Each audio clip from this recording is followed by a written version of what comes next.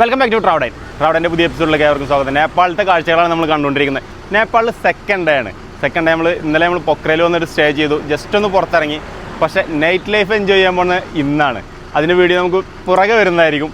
അപ്പോൾ ഇന്ന് നമുക്ക് എവിടെയൊക്കെ കവർ ചെയ്യാൻ പറ്റുന്നുള്ളൊരു ധാരണയിലേക്ക് എത്തിയിട്ടില്ല. ഞങ്ങൾ ബംഗി ജമ്പിന് പ്ലാൻ ചെയ്തിട്ടുണ്ടായിരുന്നു, പക്ഷേ ഇവിടെ ന്യൂ ഇയർ ആണ്, സെലിബ്രേഷനാണ്. അപ്പോൾ ഭയങ്കര തിരക്കാണ്, റൂംസും ബാക്കിയുള്ള സാധനങ്ങളൊന്നും കിട്ടാൻ തന്നെയല്ല.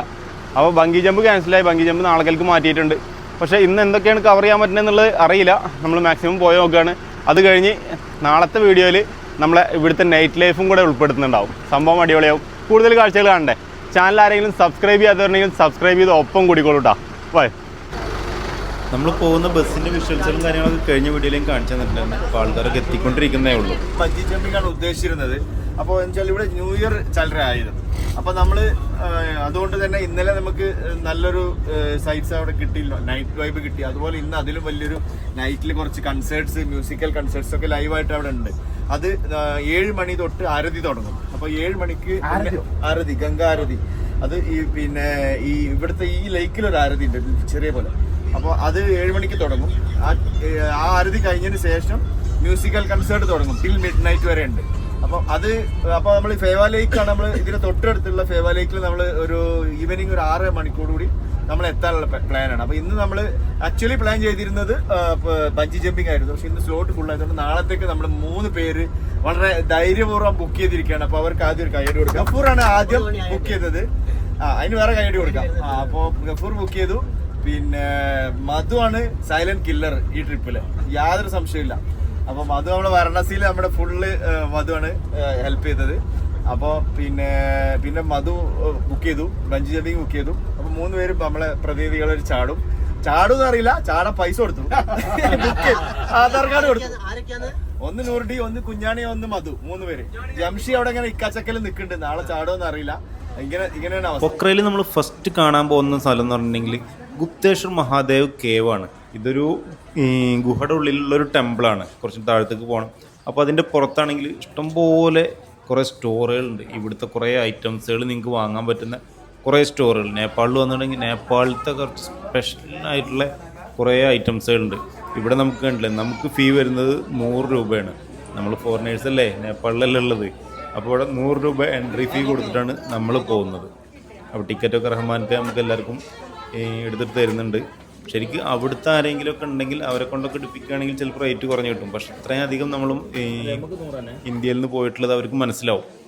അപ്പോൾ നമ്മൾ 1 ആളോ 2 ആളോ അങ്ങനെയൊക്കെ ഉള്ളുവെങ്കിൽ അവിടുത്തെ ആൾക്കാരെ കൊണ്ടൊക്കെ എടുപ്പിച്ച് നൈസായിട്ട് നമുക്ക് ഉള്ളിലേക്ക് കയറാൻ പറ്റും. ടിക്കറ്റൊക്കെ എടുത്തിട്ട് നമുക്ക് താഴത്തേക്ക് കുറച്ചങ്ങോട്ട് ഇറങ്ങാനുണ്ട്. ഇറങ്ങുന്ന വഴിയിലൊക്കെ ഈ ഹിന്ദു മതത്തിൽപ്പെട്ടുള്ള കുറേ ദേവിമാരുടെയും അങ്ങനത്തെ കുറേ പ്രതിഷ്ഠകളും വിഗ്രഹങ്ങളും അങ്ങനെയൊക്കെ വെച്ചിട്ടുണ്ട്. അതിൻ്റെ അപ്പുറത്ത് തന്നെയാണെങ്കിൽ വലിയൊരു പാമ്പിൻ്റെയും അതുപോലെ ശിവൻ്റെ ഒക്കെ ആയിട്ടുള്ളൊരു വിഗ്രഹം അല്ലെങ്കിൽ ഒരു പ്രതിമ അത് വേറെ വെച്ചിട്ടുണ്ട്.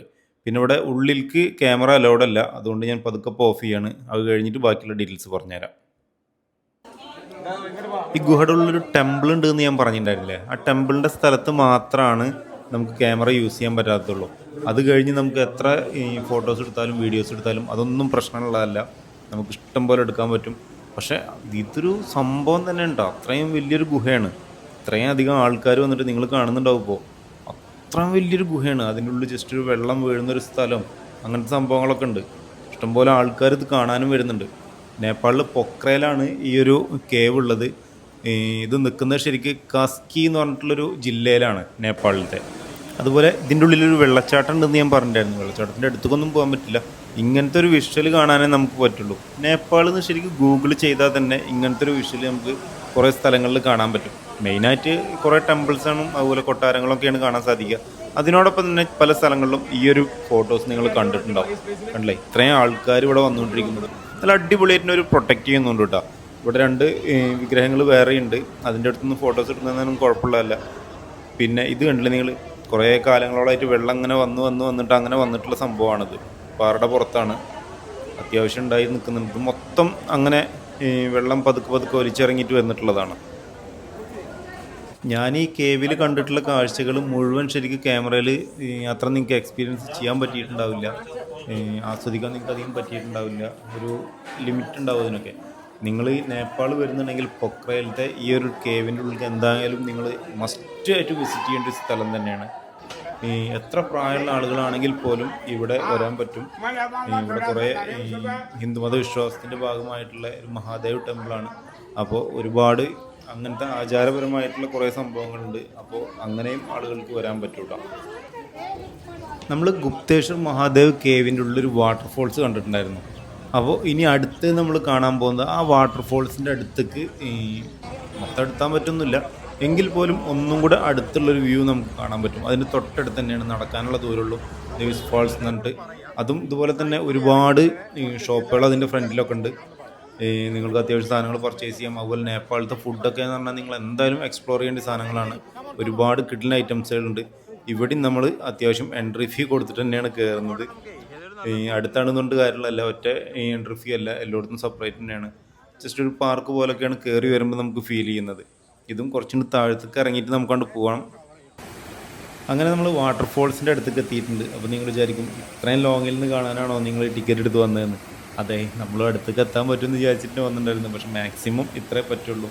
അല്ലാതെ ഇതിൻ്റെ അപ്പുറത്തേക്ക് പോയിട്ട് നമുക്ക് വാട്ടർഫോൾസിൽ ഇറങ്ങാനോ അല്ലാതെ തൊട്ടടുത്തേക്ക് എത്താനോ അങ്ങനെയൊന്നും പറ്റില്ല. ഇതും ശരിക്കൊരു മഹാദേവ് ടെമ്പിൾ പോലൊക്കെ തന്നെയാണ്. കുറേ സംഭവങ്ങൾ ഇവിടെ ഉണ്ട്. അതിൽ കുറേ ആൾക്കാർ കോയിൻസ് ഇടുന്നുണ്ട്. കോയിൻസ് ഇടുന്നത് പിന്നെ നമ്മളെ കേരളത്തിലും പുറത്തും ബാക്കിയുള്ളിടത്തൊക്കെ നിങ്ങൾ കണ്ടിട്ടുണ്ടാവും. പക്ഷെ ഇവിടെ കുറച്ച് കൂടുതലാണോ എന്നൊരു സംശയമുണ്ട്. ഇനി നിങ്ങളെ കയ്യിൽ കോയിൻസ് ഇല്ലെങ്കിൽ ഇവിടുന്ന് വാങ്ങാൻ പറ്റും. അതുപോലെ നേപ്പാളിൽ പോയ ഓർമ്മക്ക് നിങ്ങൾക്ക് സൂക്ഷിച്ചേക്കാനും പറ്റുന്ന കുറേ സംഭവങ്ങളാണ്. പിന്നെ ഇത് കണ്ടില്ലേ നിങ്ങൾ, കുറേ പ്രതിമകൾ ഇങ്ങനെ ഉണ്ടാക്കി വെച്ചിട്ടുണ്ട്. അതിൻ്റെ അടുത്ത് നിന്ന് നമുക്ക് ഫോട്ടോസ് എടുക്കാം. തലയുടെ ഭാഗം ഉണ്ടാവില്ല, അപ്പോൾ നമ്മൾ അതിനനുസരിച്ച് അഡ്ജസ്റ്റ് ചെയ്തിട്ട് നിന്നിട്ട് കുറച്ച് ഫോട്ടോസെല്ലാം എടുക്കാം. ഈ നേപ്പാൾ ട്രഡീഷണൽ ഡ്രസ്സിൽ കുറേ പ്രതിമകളാണ്. അപ്പോൾ ആണുങ്ങൾക്കും പെണ്ണുങ്ങൾക്കും അങ്ങനെ വെച്ചിട്ടുണ്ടാക്കിയിട്ടുള്ളതാണ്. നേപ്പാളത്തെ ഓർമ്മയ്ക്ക് വേണ്ടിയിട്ട് നമ്മളും കുറച്ച് കോയിൻസ് വാങ്ങി. ഇത് 10 രൂപ കൊടുത്തിട്ടുണ്ടെങ്കിൽ, നേപ്പാളി 10 രൂപ കൊടുത്തിട്ടുണ്ടെങ്കിൽ നമുക്കിങ്ങനെ കുറച്ച് കോയിൻസ് ഇങ്ങനെ വെച്ചിട്ടുണ്ടാവും. 5-6 കോയിൻസ്. 20 രൂപ കൊടുത്തിട്ടുണ്ടെങ്കിൽ അതിനായിട്ടും കൂടുതൽ. ഇനി ബോർഡിൽ വേണമെങ്കിൽ അങ്ങനെ കൊടുത്തിട്ടുണ്ടാവും. ഇതൊക്കെ പറഞ്ഞാൽ നല്ല പുതിയ കോയിൻസ് പോലെ അങ്ങനെയാണ് സെറ്റ് ചെയ്ത് വെച്ചിട്ടുള്ളത്. നേപ്പാളിൽ പിന്നെ EV വെഹിക്കിളിന് ഒരു കയ്യും കണക്കില്ല. അത്രയും മോഡൽസാണ് EV നേപ്പാളിൽ ഇറങ്ങുന്നത്. അപ്പോൾ ഞാൻ ഇതുവരെ കേൾക്കാത്ത കുറച്ച് മോഡൽസും കാണാത്ത കുറച്ച് മോഡൽസൊക്കെ കണ്ടപ്പോൾ ജസ്റ്റ് ഒന്ന് എടുത്തെന്ന് മാത്രം. ഇത്ര നല്ല ഉള്ളു കേട്ടോ. ഞാൻ വേണമെങ്കിൽ സെപ്പറേറ്റ് വേറൊരു വീഡിയോ ആയിട്ട് തന്നെ ചെയ്യാം, അത്രയ്ക്ക് അധികം ഉണ്ട്. ഇപ്പോൾ നമ്മൾ പോകുന്നത് ഇവിടുത്തെ ഒരു ഡാം കാണാൻ വേണ്ടിയിട്ടാണ്. ഡാം നമ്മൾ നോർമലായി കുറേ സ്ഥലങ്ങളിൽ നിന്ന് കണ്ടിട്ടുണ്ടാകും. പക്ഷെ നമ്മൾ ഇപ്രാവശ്യം കണ്ടു വന്നിട്ടുള്ളത് ഇവരുടെ ട്രഡീഷണൽ ഡ്രസ്സ് ഇട്ടിട്ട് കുറച്ച് ഫോട്ടോസുകൾ എടുക്കാൻ വേണ്ടിയിട്ടാണ്. അപ്പോൾ അത് നമുക്ക് എല്ലായിടത്തും അങ്ങനെ കിട്ടിക്കൊള്ളണം എന്നില്ല. അപ്പോൾ ഇവിടെയാണ് നമുക്കത് അറേഞ്ച് ചെയ്തിട്ടുള്ളത്. അങ്ങനെയാണ് നമ്മൾ വന്നിട്ടുള്ളത്. ഡാം കുറച്ച് സ്പെഷ്യൽ എന്ന് പറയാനുള്ളതൊന്നുമില്ല, നോർമൽ എല്ലായിടത്തും കാണുന്ന പോലത്തെ ഒരു ഡാം, ലേക്ക്, അത്രയൊക്കെ തന്നെ ഉള്ളൂ. നമുക്ക് ട്രഡീഷണൽ ഡ്രസ്സ് കിട്ടിയില്ല, നേരെ തിരിച്ചു വരികയാണ്. ഇവിടെ കണ്ടില്ലേ കുട്ടികൾ ചീട്ട് കളിക്കാൻ നോക്ക്, ക്യാഷ് വെച്ചിട്ട്. അതും എത്ര ചെറിയ കുട്ടികളെന്ന് ആലോചിച്ച് നോക്കി. അപ്പോൾ ഇത്രേ ഉള്ളൂ. ക്ലാസ്സിൽ പോയില്ലെന്ന് വെച്ചേക്ക് ക്ലാസ്സിലൊന്നും പോകാറില്ല എന്നാണ് പറയുന്നത്. നമുക്ക് ലഞ്ച് അറേഞ്ച് ചെയ്തിട്ടുള്ള സ്ഥലം എവിടെയാണ്. ലഞ്ചൊന്നും നമ്മളെ പാക്കേജിൽ പെടുന്നതല്ല, ബഡ്ജറ്റ് ട്രിപ്പാണ് നമ്മൾ പോയിട്ടുണ്ടായിരുന്നത്. അപ്പോൾ നിങ്ങൾക്ക് എന്താ വേണ്ടിച്ച് കഴിക്കാമെന്നുള്ളൊരു മൈൻഡിലായിരുന്നു. പിന്നെ ഈ 2 വെഹിക്കിളിലാണ് നമ്മൾ കുറേ സ്ഥലങ്ങളിൽ പോകുന്നത്. വലിയ ബസ് പോകാത്ത കുറേ ഏരിയകളുണ്ടായിരുന്നു. അപ്പോൾ ഈ ഒരു 2 വെഹിക്കിൾ വിളിച്ചിട്ടാണ് നമ്മൾ കുറേ സ്ഥലങ്ങൾ കവർ ചെയ്യാൻ പോകുന്നത്. അടുത്ത് നമ്മൾ പോകുന്നത് ഒരു കേബിൾ കാറൊക്കെ ഉള്ളൊരു ഏരിയയാണ്.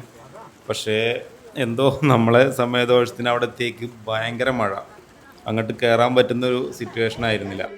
ഇവിടെ വന്നപ്പോൾ നമുക്കൊരു നേപ്പാളി മലയാളി ചേട്ടനെ കാണാൻ പറ്റി. മലയാളിയാണ് ആൾ നേപ്പാളിൽ വന്നിട്ടൊരു കല്യാണമൊക്കെ കഴിച്ച് അവിടെ കൂടിയിരിക്കുകയാണ്. जानने वाला कोई मिला तो आप लोग का बहुत खुश होगा ना, खुश लगा होगा. नेपाली बहुत मुश्किल है, हिंदी अच्छा है, हिंदी आसानी से सीख.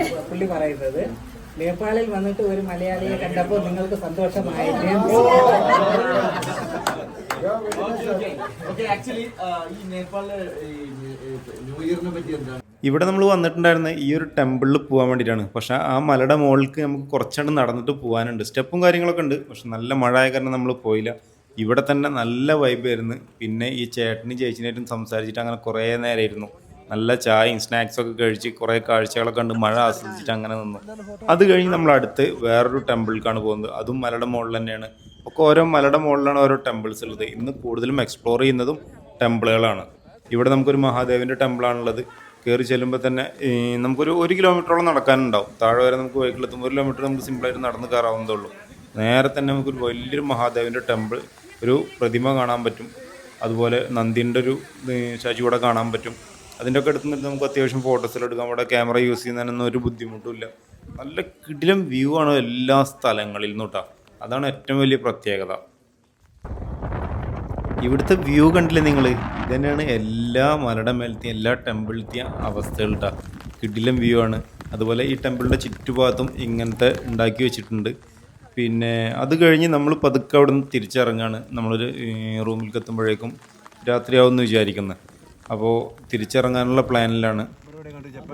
പൊക്ര എന്ന് പറയുന്നത് ശരിക്കും ഈ ഒരു ലേക്കിനെ ഡിപ്പെൻഡ് ചെയ്തിട്ടാണ്. അതിൻ്റെ തീരത്താണ് പൊക്രയുടെ നൈറ്റ് ലൈഫും ബാക്കിയുള്ള എല്ലാ സംഭവങ്ങളും ഈ ഒരു ലേക്കിനെ ഡിപ്പെൻഡ് ചെയ്തിട്ടാണ് നിൽക്കുന്നത്. അപ്പോൾ നമുക്കിന്ന് രാത്രി പോകാനുള്ളതും ഈ ഒരു ലേക്കിൻ്റെ ഭാഗത്തേക്കാണ്. അവിടുത്തെ നൈറ്റ് ലൈഫ് നമുക്ക് എന്തായാലും കാണാൻ പറ്റണം. അതാണ് നമ്മളെ മെയിൻ ലക്ഷ്യം. പിന്നെ ന്യൂ ഇയർ ഒക്കെ അല്ലേ, അപ്പോൾ അതിൻ്റെ ഒരു സെലിബ്രേഷനും എല്ലാ കാര്യങ്ങളും നമുക്കിവിടെ കാണാൻ സാധിക്കും. ആ മഞ്ഞ് മൂടി കിടക്കുന്ന മലനിരകൾ കണ്ടില്ലേ? ഹിമാലയമൊക്കെ നേപ്പാളിലാണ്, നമുക്ക് കാണാൻ പോണ്ടേ? വരുന്ന വീഡിയോകളിൽ നമുക്കൊക്കെ കാണിച്ചു തരും. അപ്പോൾ ഇതാണ് മക്കളെ നമ്മൾ പറഞ്ഞ നൈറ്റ് ലൈഫ് ആസ്വദിക്കാൻ വന്നിട്ടുള്ളത്. ഇവിടെ ഇഷ്ടം പോലെ പബ്ബുകളും ബാറുകളും അത്രയും അടിപൊളിയായിട്ടാണ് ഇവർ ഓരോ സ്ഥലത്തും ഇവർ സെറ്റ് ചെയ്ത് വെച്ചിട്ടുള്ളത്. അതും ലിക്കറൊക്കെ എന്ന് പറഞ്ഞിട്ടുണ്ടെങ്കിൽ ഓപ്പണായിട്ട് നമുക്ക് കഴിക്കാൻ പറ്റും. വേറെ പ്രശ്നങ്ങളൊന്നും ഉണ്ടാക്കാതിരുന്നാൽ മതി, അത് മാത്രമാണ് ഇവർ നോക്കുന്നുള്ളൂ. അപ്പോൾ ടൂറിസ്റ്റുകളെ എത്രത്തോളം ഇവിടെ ആകർഷിക്കാൻ പറ്റുന്നോ അതിനു വേണ്ടിയിട്ടുള്ള എല്ലാ കാര്യങ്ങളും ഇവർ ചെയ്തു വെച്ചിട്ടുണ്ട്. അത് ലിക്കറും ബാക്കിയുള്ള കാര്യങ്ങളൊക്കെ വെച്ചിട്ടാണെങ്കിൽ അങ്ങനെ, അതല്ല കാഴ്ചകൾ കാണാനുള്ളതാണെങ്കിൽ അങ്ങനെ. ഇവിടെ ന്യൂ ഇയർ സെലിബ്രേഷൻ ആയ കാരണം ഇങ്ങനത്തെ കുറേ സ്റ്റേജ് പ്രോഗ്രാംസുകളൊക്കെ നടന്നുകൊണ്ടിരിക്കുന്നുണ്ട്.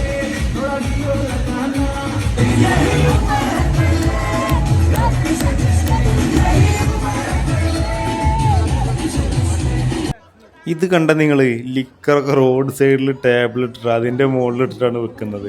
അത്രയും ചീപ്പായിട്ട് ഇത്രയും ആൾക്കാരുടെ ഇടയിൽ. ഇപ്പോൾ സാധാരണ നമ്മൾ ബംഗാളികൾ മുറുക്കാനൊക്കെ വെക്കില്ല റോഡ് സൈഡിൽ, അതുപോലെയാണ് ഒരു ലിക്കർ വെക്കുന്നത്. ഇങ്ങനെ ഓരോ റെസ്റ്റോറൻറ്റ് ഓരോ പബ്ബിൻ്റെയും മുന്നിൽ വെച്ചിട്ട് ഇങ്ങനെ പല സ്ഥലങ്ങളിലും ഇങ്ങനെ കൊടുത്തുകൊണ്ടിരിക്കുന്നുണ്ട്. അതൊക്കെ ചീപ്പ് റേറ്റുമാണ് കേട്ടോ, വലിയ എമൗണ്ടും വരുന്നില്ല.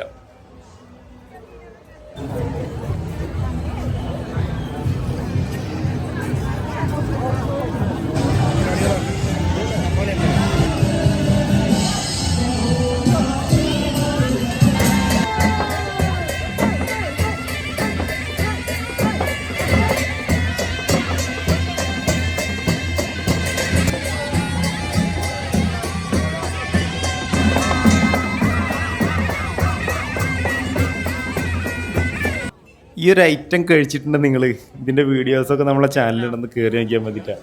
ഇവിടുന്ന് ഒരുപാട് ഐറ്റംസുകൾ നമ്മൾ ട്രൈ ചെയ്തിട്ടുണ്ടായിരുന്നു. ഫുഡും ബാക്കിയുള്ള ഐറ്റംസുകളൊക്കെ എക്സ്പ്ലോർ ചെയ്യാൻ നേപ്പാളിൽ ശരിക്കും ഏറ്റവും അടിപൊളി പൊക്ര എന്നാണ് പറയുക. നേപ്പാൾ വരുന്നുണ്ടെങ്കിൽ പൊക്ര നിങ്ങൾ കവർ ചെയ്യണം, മസ്റ്റാണ്. പൊക്രയിലൊരു 1-2 ദിവസം പൊക്രയിൽ നിങ്ങൾ സ്റ്റേ ചെയ്യണം. അതിനുള്ള മുതൽ പൊക്രയിലുണ്ട്, അത് നിങ്ങൾ വന്ന് നിന്നാൽ മനസ്സിലാവും.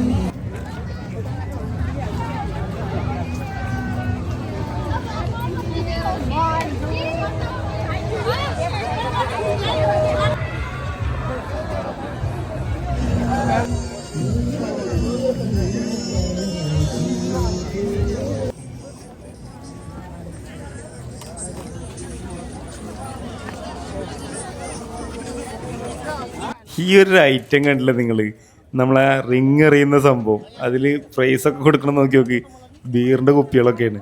ആ ബീറുള്ള സാധനമാണ് കേട്ടോ, അതാണ് പ്രൈസൊക്കെ ആയിട്ട് കൊടുക്കുന്നത്. ഫാൻറ്റ, കൊക്കക്കോള അങ്ങനത്തെ ഐറ്റംസുകൾ വേറെ ഉണ്ട്. അപ്പോൾ അതിനോടൊപ്പം തന്നെ ബീറുകളും പല ബ്രാൻഡിൻ്റെ സാധനങ്ങളും ഇവിടെ വെച്ചിട്ടുണ്ട്. നിങ്ങൾക്ക് റിങ് എറിഞ്ഞിട്ട് വേണമെങ്കിൽ അതും കൂടി എടുത്ത് കൊണ്ടുപോകാൻ പറ്റും, നിങ്ങൾക്ക് കിട്ടുകയാണെങ്കിൽ. ടച്ച് ചെയ്യാതെ വീഴണമെന്ന് മാത്രമേ ഉള്ളൂ.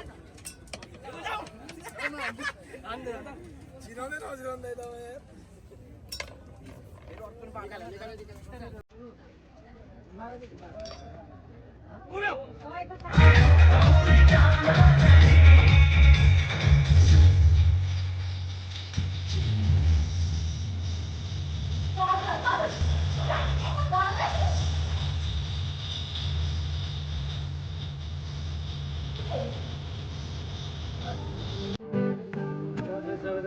നേപ്പാളിൽ ഒരുപാട് കാഴ്ചകൾ ഇനി നിങ്ങൾക്ക് കാണിച്ചു തരാനുണ്ട്. പൊക്രയിലത്തെ കാഴ്ചകൾ മാത്രമേ നിങ്ങൾ കണ്ടിട്ടുള്ളൂ.